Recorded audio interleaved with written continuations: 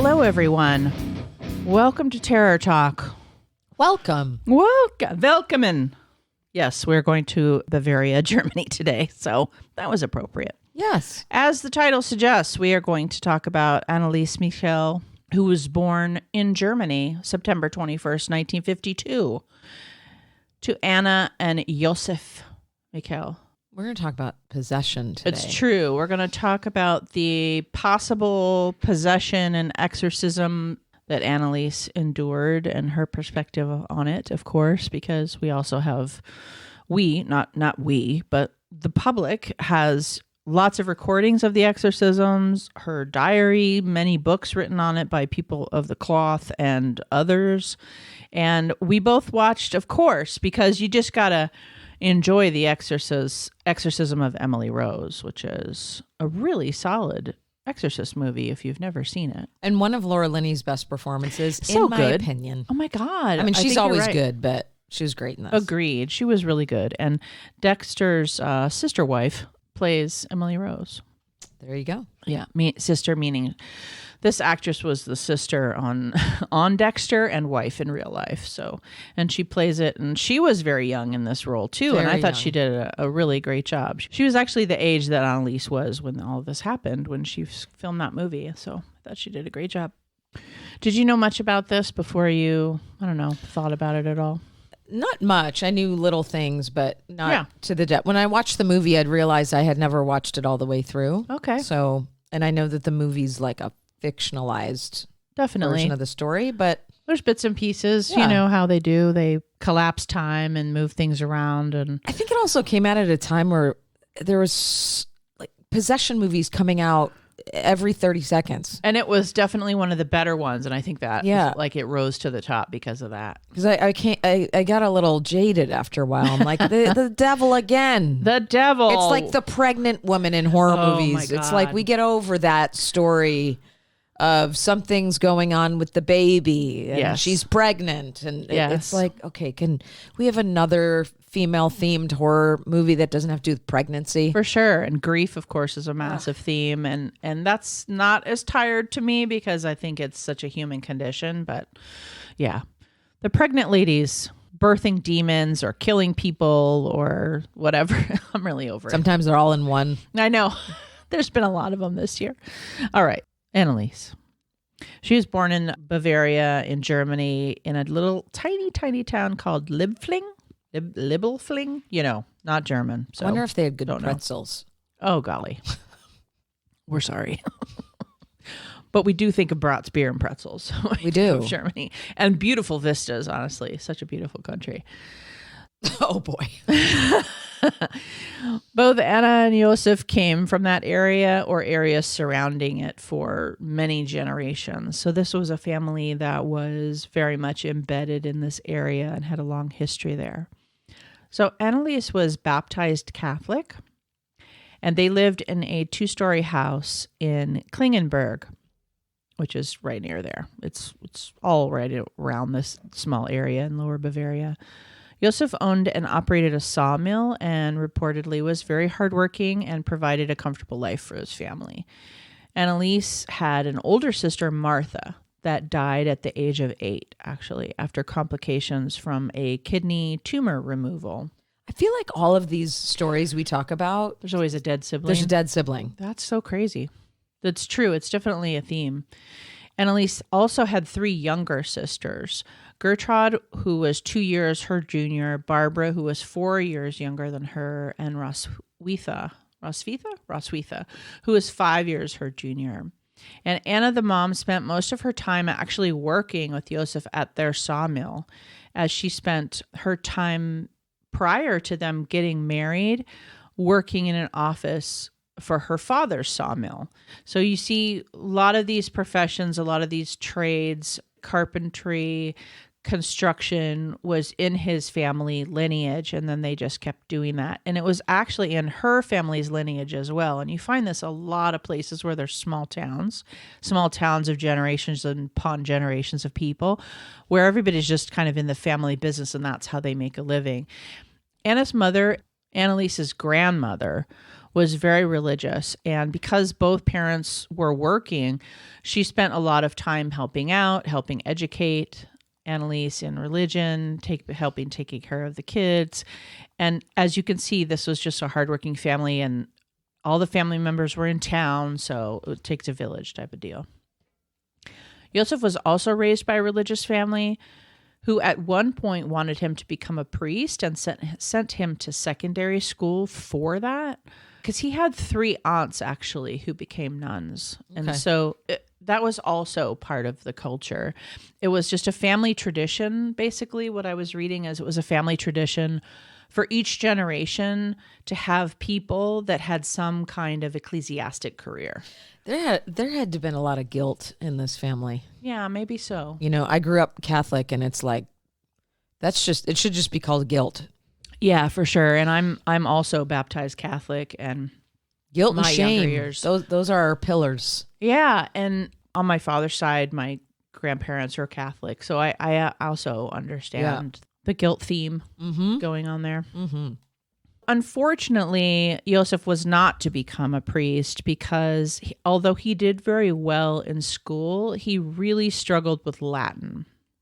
That's the language that a lot of religious texts are written in, and so that is a basic fundamental piece of doing that job, basically. And so his mother did ultimately agree to let him switch to a trade school, and that's how he got into the sawmill stuff and construction and carpentry and all that. However, at the age of 22, he was drafted and fought in World War II, as many young men did. And at one point, he was even taken prisoner by Americans, but he was released in June of 1945. And then he went back to school to study construction and took over his family's business. Dad was really known to very much keep emotion on the inside. And not only is that cultural, and also cultural with regards to gender, cultural with regards to like his family makeup. Mm-hmm. He was in the war. We can only imagine what happened to him while he was a prisoner of war or during war. Mm-hmm. Oh, yeah. Yeah. He married Anna in 1950, and 2 years later, Anneliese was born. Like I said, she had an older sibling that was born right before that. So as soon as they got married, they started having kids, and they had 5 kids right in a row, with the eldest dying at the age of 8. Another thing, before the age of 5, Anneliese had the mumps, the measles, and scarlet fever. Jesus Christ. She was even held back. No pun intended. I know, right? Holy baby Jesus. She was held back a year in school because of this. She started a year late because she was such a sickly kid. Her mother talks about being weakened by hunger during the war times, and felt that was one of the reasons why Anneliese was so sickly and that her oldest was so sick early on. But she definitely blamed her weakened immune system and the hunger that she experienced during the pregnancy in not creating like a robust immunity in Anneliese. So she just spent all this time sick. Whether that's true or not, that's just a mother's guilt. Not sure. Makes logical sense. Medical trauma is a thing. Absolutely. Absolutely. If she attributes some of that to it, then why should I not? Like, it makes sense to me. By the time Anneliese had her first communion, which for those of you who don't know, usually happens around the age of 5 or 6, she was smaller than her peers, but becoming more healthy by that point. So again, she was real sick between birth and 5, and then she started to get healthier. She ended up being smaller and thinner, but she was getting healthier. And then by 1965, when she was about 13, she was similar to her peers in size, and she was doing all the natural things of her age. School, friends, doing well. Her mother was pretty religious, to the point of belief systems, right? So a couple of things I want to definitely point out that I think are relevant to Anneliese's story and the way things transpired are the belief systems that she herself had that came from her experiences and, of course, her familial experiences. And one of their core beliefs was that people cannot atone for their own sins. others have to suffer for them to be saved. Basically, like how saints suffer for us to be saved. Right. So that's a distinction, right? I just want you guys to hear that that's a distinction. We can't suffer for our own sins. Is the culture there? Wow. Others have to suffer for us to be forgiven. So yes, there has to be a Jesus amongst us, basically, for those of you who are familiar with You just become Christianity. a container of pain for people, and what a tormenting. Right. Wow. So if you think about that, you think if that's the mom's core belief and probably gotten from her mother and her family and her culture and the people around them, you can imagine how she might have made her children suffer in what we would say is an abusive way today. Oh, for sure. Using Because- religion as, Yeah. right? Now, there are stories about her having them, sleep on wooden mats so that they suffer enough so that everyone can be, for the culture, for the community, that type of thing. That we all have to suffer some so that everyone can live and be healthy and blah, blah, blah. Like, that's just the core belief. Anneliese was a good student. She sang, she played instruments, she was liked by her teachers, she went to church on Sundays. Of course, sometimes they went during the week as well, as a lot of religious families do. There were traditional heteronormative roles in the family, with Joseph making decisions for the family. However, as I said before, Anna, the mom, worked in the office of the business and had always worked in her father's business, worked with Joseph in their family business. But here's the thing. It was very common for women in her town to get commercial training, as Anna did, and to work. This was it was normative to be hardworking no matter your gender. So that's just different than sometimes when we talk about quote unquote heteronormative gender roles where mom's home with the kids or whatever and dad's off working. That's not what we're talking about. That's kind of like an American 1950s concept. That's not this, so don't get it twisted. It was common for women in her town to get either commercial training, as Anna did, or if they were really good in school and they excelled, they would either become nuns or school teachers. Those were the things actually to aspire to if you were smart. Wow. Yeah. I wouldn't be a good nun. No? No. How come? Well, first of all, I get too claustrophobic in that shit they have to wear. The outfit's too tight. And I just... Around the neck and all that. Oh, Yeah. God. It just... I don't like the dress. Well, even when you look at the Catholic Church, not to digress too much into that, like priests had so much freedom. Where like the nuns were just always in a space of like, I don't know. A little tight. Torment. A little tight, head covered. Because, not supposed to be in any way sexualized. So everything is hidden. Hair, feet, Right. arms, But even like bodies. their daily service was just, Yeah. I don't know. Blech. This is Kathy's opinion. This isn't like contemporary times where it's like the little women at home having babies culture. This is No. not like at the spa No, on social media, definitely not. raising children, which is very, very difficult. This was family-oriented raising children. This is mom and dad are busting ass, grandma's taking care of the kids. As soon as the kids can participate in work or helping with anything they do. This is that kind of culture. The children said their morning prayers. They observed the family's traditions. They were quote unquote good kids. There's a lot of hard work going on. Oh, yeah. Here comes, I'm going to highlight another core belief that's really important for what materializes, is I want to make it really clear that culturally this family believed.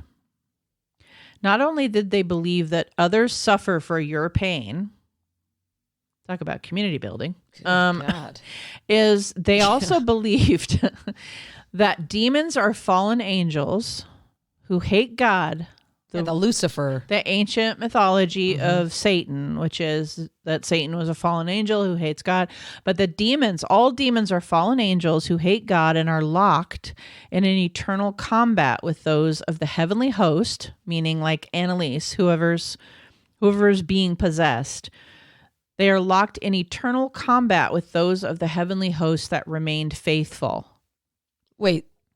To make that more colloquial, Anneliese, let's say she was possessed. Their belief would be that whoever was possessing her was a demon that fell from grace. Got it. Who hates God and is in combat with her as a faithful host. Got it. So the possession is the demon fighting their very law-abiding host. Got it. Which makes sense with what's going on. But this is their belief, so it's important to know that this is Anneliese's belief. Right. This is what she believes. She talked about it all the time. It's all throughout her journals, all the different things. All right. So with that said, the onset of her symptoms happened around the age of 16. She blacked out in the middle of class and had a seizure. Some reports say she was convulsing and seizing, and other reports say that she was also in a trance and not aware of her surroundings.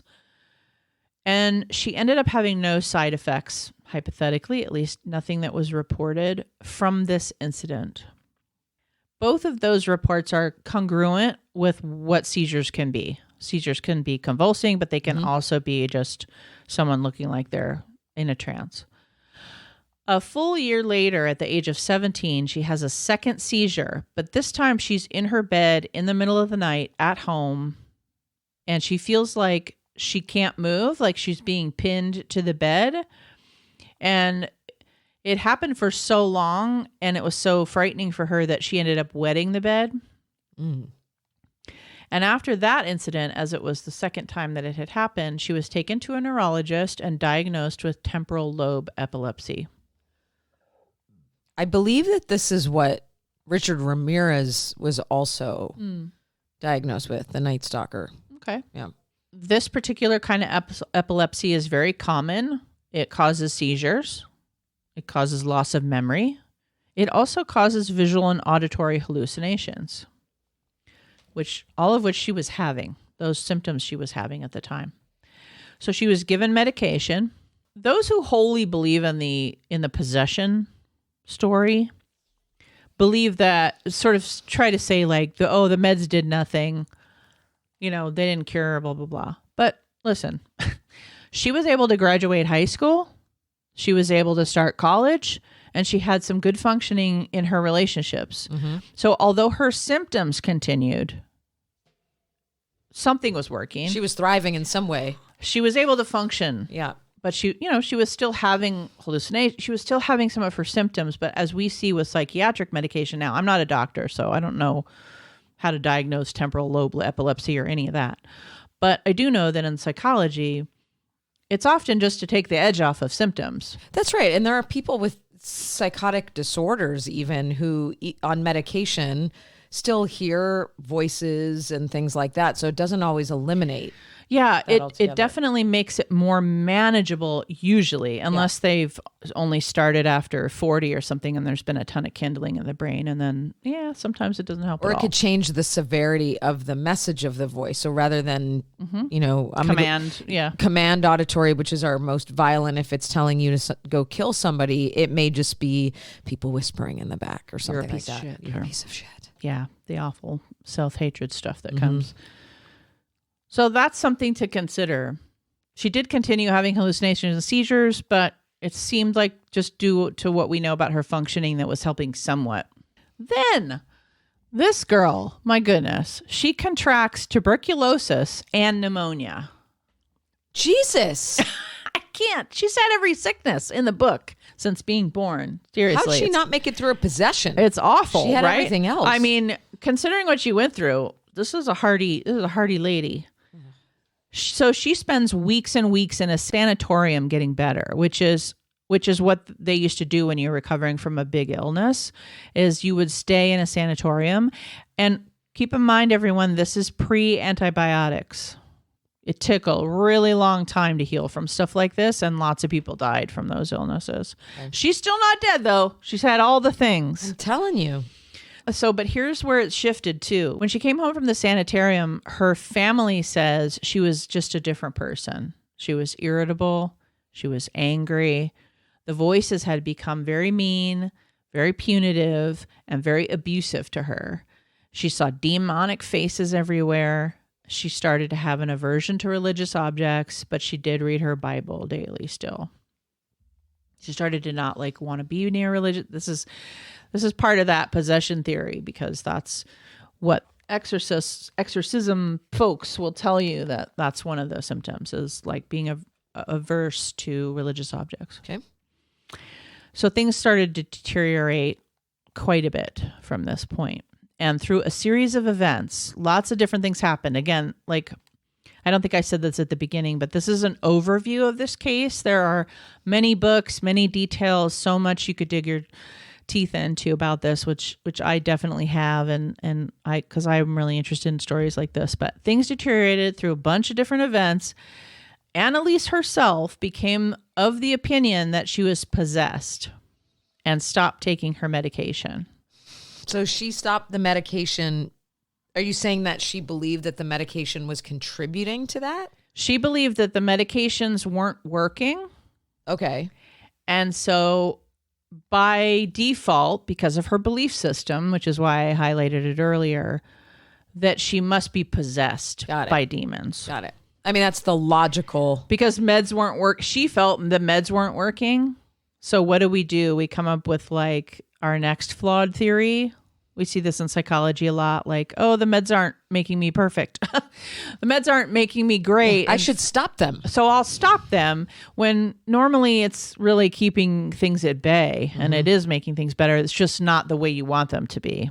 Right. So hypothetically, that was what was happening. But she decided to take herself off of the medication. She and her family repeatedly then tried to get the church to perform an exorcism on her.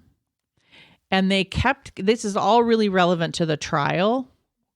So just keep in mind, the belief system, her and her family repeatedly tried to get to the church to perform an exorcism, but the church specifically kept turning her down, saying that she needed to seek medical help. Okay. Just keep in mind that she had 2 different seizures in 2 years. Her family took her directly to a neurologist. She got diagnosed. She got put on medication. Then later, when she got sick, she went to a sanatorium. She decided to take herself off medications. She decided she wanted an exorcism. The church said, nope, you need medical help. So people were directing her to medical help. For context, and I think this is important, it was 1975. The Exorcist had just come out in Germany the year before. Oh, okay. Yeah. That was 74. Yep.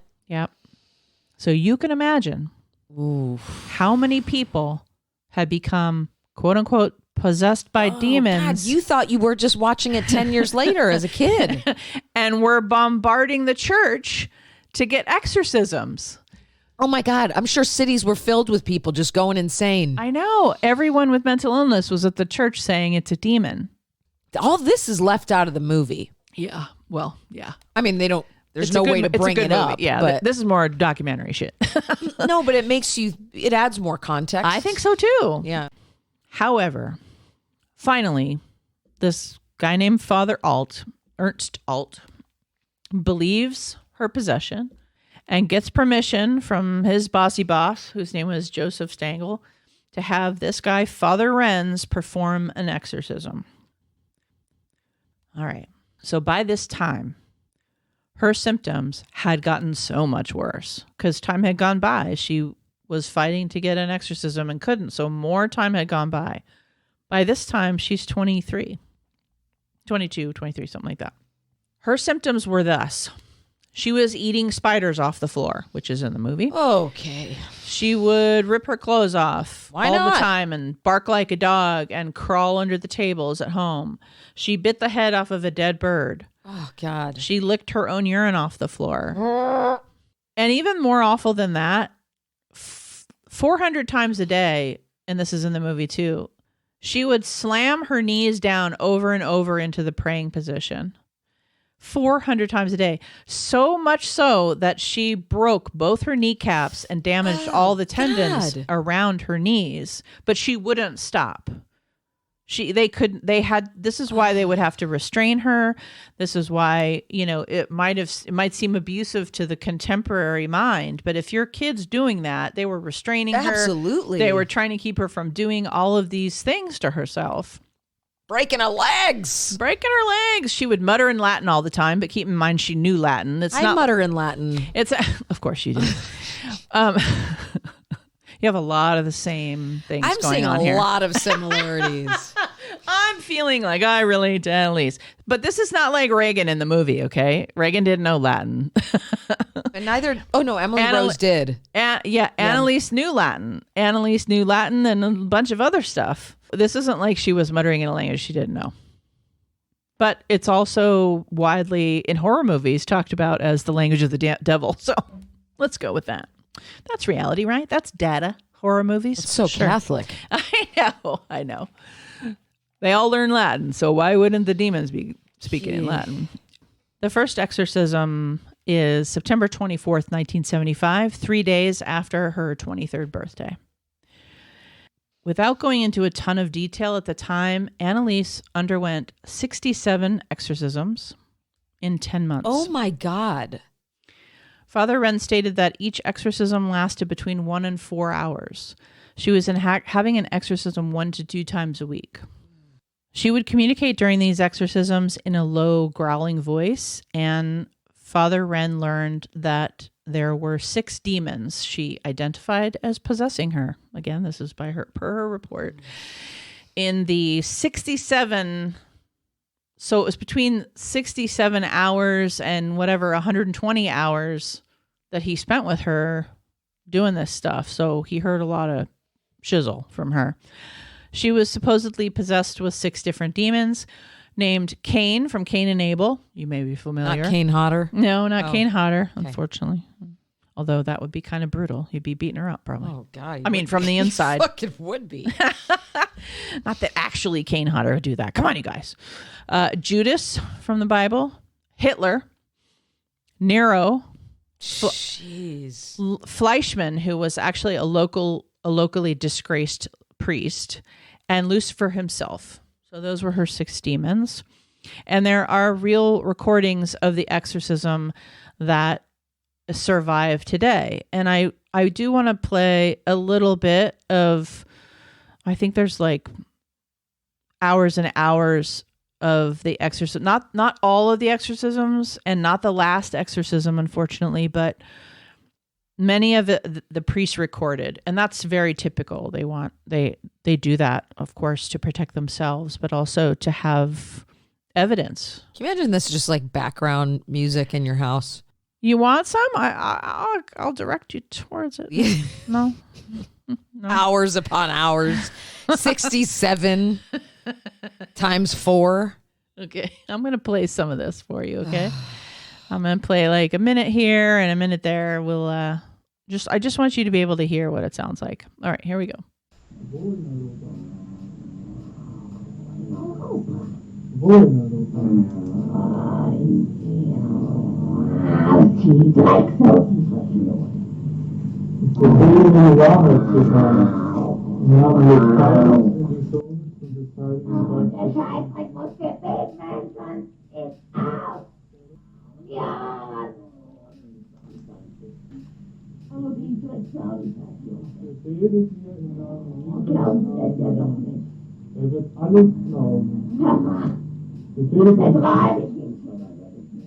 Befehle dir im Namen Jesu und im Namen Mariens alles zu sagen, im Namen des Vaters und des Sohnes und des Heiligen Geistes.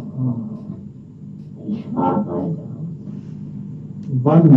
Der Bischof von Würzburg wird es auch wissen. Im Namen des Vaters und des Sohnes und des Heiligen Geistes. Amen. Es gibt noch mehr. Und jetzt mal die Idioten an.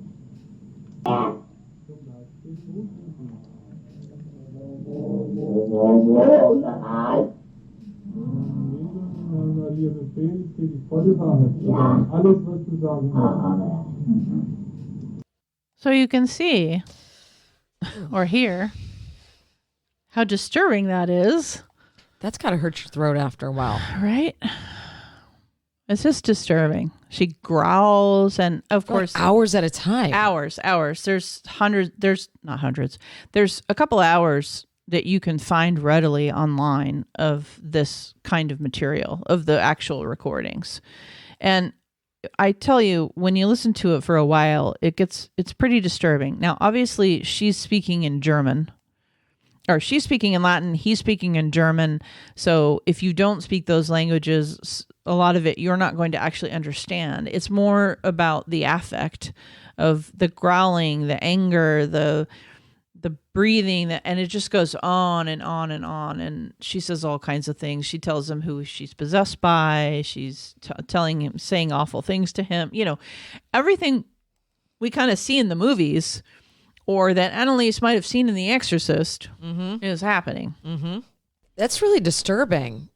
It feels like there's it's rhythmic, like it's the same sort of sound over and over. And I know she's speaking a language I don't speak, so I don't know if she's saying different things, but it feels very trance-like in the sense. Yeah, you know? I feel like some of it is. I feel like because it would go on for so long, you know, when you see, there are videos out there that like people have done where they translate what she's saying and all of that into English for those of you who are English speakers.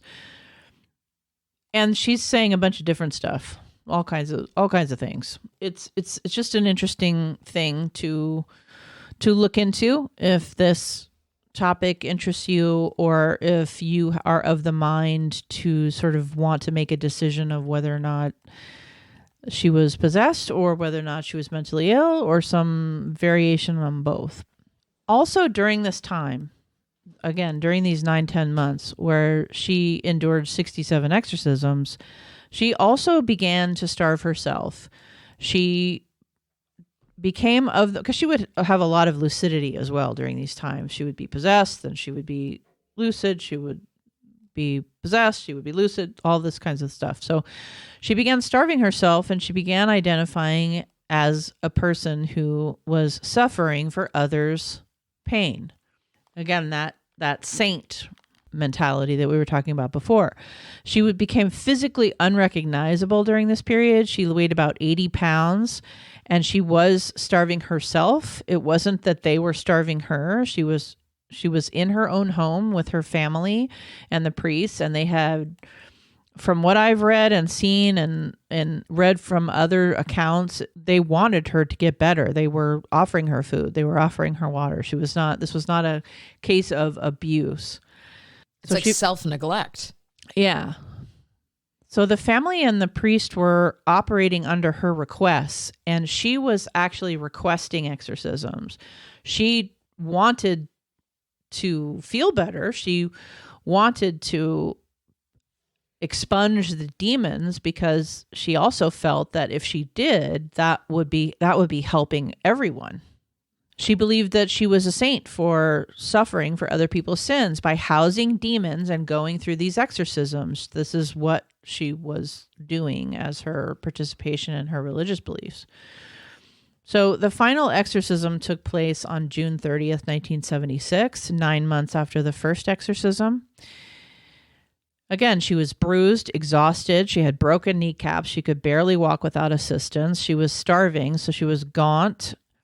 And the next morning after this last exorcism, she was found dead, and it was deemed that she had died from malnutrition and dehydration.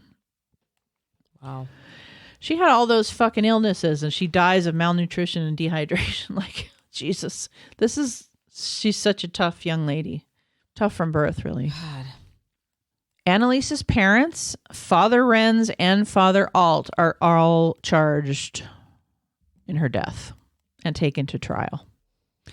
And they are found guilty of manslaughter and sentenced to 6 months in jail, although those sentences were suspended, and they were given 3 years of probation instead. Don't go out and starve any more of your children that become possessed by demons. Oh my God. I mean, it's a whole other story than you get from the movie. The movie makes it look like she had gone through one exorcism. Yeah. And Which you this can't. is- Yeah, this is different. And you wonder over like 67 times in a matter of those months, the delusional, if we're looking at this with no disrespect to No. the church or anything, but although even Catholic priests will tell you now, you know, these aren't, they're so rarely done because they were so overused. To think about how much someone can convince themselves of something, and then when you have a community of people who are feeding into that, psychosomatic. Absolutely. That's what comes up for me. Yeah. Is like everything that she was experiencing was psychosomatic. Yeah. And they were just witnessing it over and over and over again. And you can, from a human perspective, there's a lot of ways to look at this. It's like, I can see how they would get caught up in this. Her acting the way she was and going along the way, and what we know about mental health that's different from 50, 60 years ago. I get it, but it's But still, that over and over, you'd think like difficult. I mean, and here's the thing. Okay. Anneliese clearly stated and believed that she was chosen to suffer for other sins and that she had been possessed by demons. And there is a whole camp on that side believing that this was a demon possession, that those audio recordings are proof of that she was a saint, that was what was happening, and that she was possessed. There's also a camp that she was a victim of negligence by her parents and these priests. You can think about it either way or both ways, because if you think about it as she was a victim of negligence, then you pretty much have to embrace the fact that her medical conditions, her temporal lobe epilepsy and her possible schizophrenia, maybe whatever. But here's the thing. So I'm not a medical doctor. So let's think about temporal lobe epilepsy. So it causes seizures in the temporal lobe. The temporal lobe houses the encoding of memory, auditory information, processing language and emotions. We are not always aware when we have injuries of this nature. We're not always aware during the seizure, or not. Sometimes we are, sometimes we aren't. It's a really common form of epilepsy. It's rare for medications to actually cure it entirely. It can manage it. It can help relieve some symptoms. It can also cause scarring on the brain over time. When they did her autopsy, there was no scarring on her brain. Was it negligence by the autopsier? I don't know. Why would there be? But I mean, I don't want to call someone's integrity into question just because like the theory didn't wear out that there would be scarring. Could have been a TBI. She was very sick when she was little. Lots of things happen now and back in the day, especially, where kids could fall and hit their head, get some kind of TBI, no matter what was happening. A TBI when she had the seizure when she was 16. I don't know. You know, there's a lot of ways to go with that. There's also something called Gershwin syndrome that can cause hyperreligiosity and irritability, which is part of what was going on for her. That's a bad combo. Right?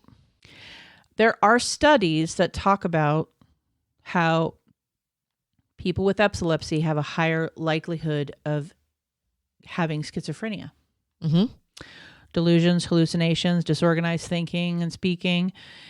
And it works the opposite way too, where schizophrenics are more likely to have seizures. So that's in the mix. There's also research around a risk of experiencing religious delusions in those who are strongly religious and schizophrenic compared with those who had no religious background.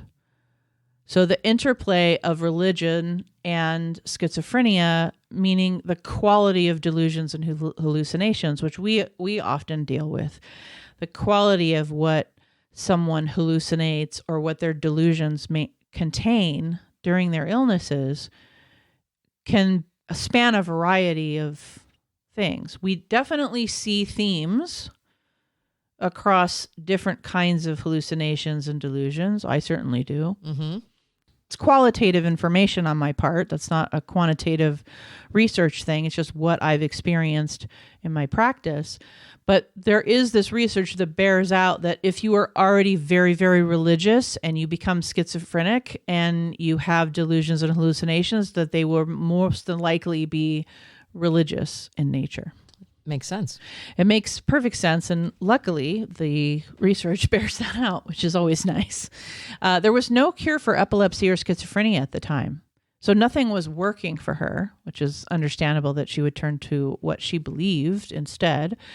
Then she considers possession and is ultimately, think about this too, that is ultimately reinforced by her family, her church, her priests, her friends, her community. So what do we know about when everyone treats you like you're possessed or mentally ill?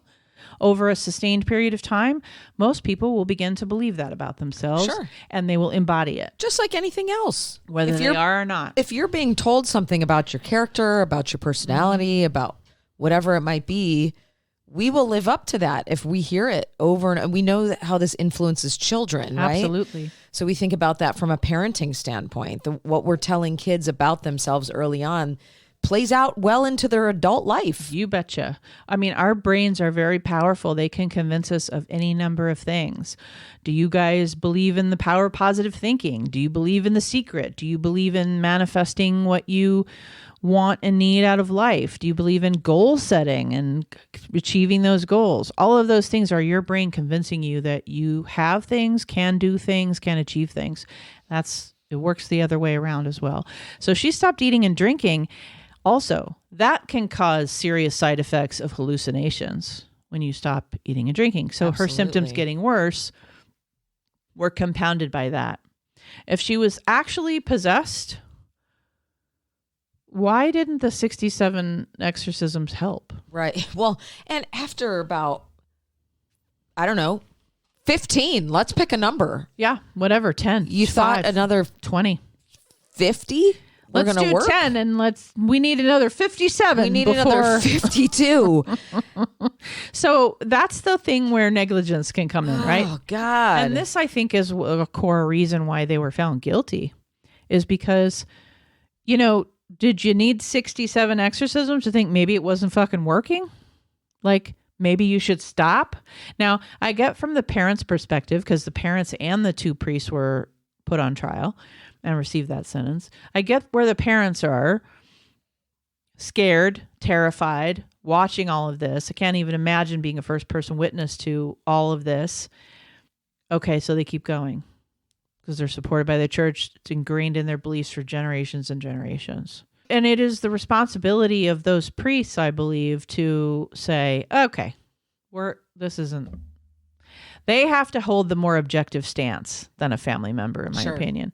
Anyway, apparently 67 exorcisms doesn't work. So take that information too. 68 would have. Yeah, the 68th was really where we were going with that. So anyway, that is the story. That's what I'm going to share of the overarching story of the real Emily Rose, Anneliese Michel. So you found that a lot different than the movie, huh? Well, I mean, the movie very different.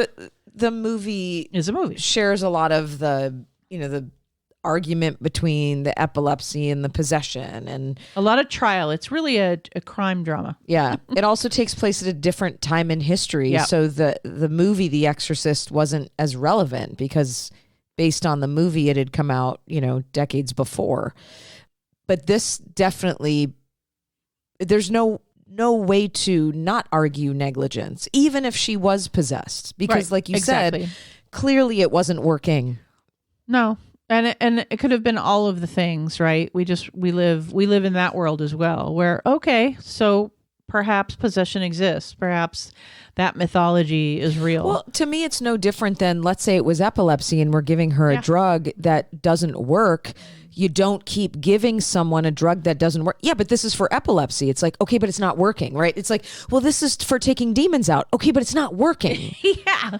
So to me, why it's didn't we the give same- up on that? It's the same argument. It's like, know. I understand that this is what you do to take demons out, but clearly it isn't working and it's actually killing her. Well, and it's Annaliese's flawed logic. She's the Right. one that took herself off of medication because they weren't working. They say, and it's documented, well documented, that she kept asking for more exorcisms, but she didn't see the flaw in that. She only saw the flaw in the medication, which speaks to the bias that she had in general and those core beliefs I was talking about before. So, yeah. There it is. Thank you so much for going on this journey with me, Kathy. Oh, I feel like I need I need to go confess my sins or something. I mean, I think you do. So, well, once you stop the record button, I'll confess to you all my sins. 67 times, please. 67 times. This has been an episode of Terror Talk. Thank you for listening. My name is Shannon. And I'm Kathy. Sleep safe, everyone.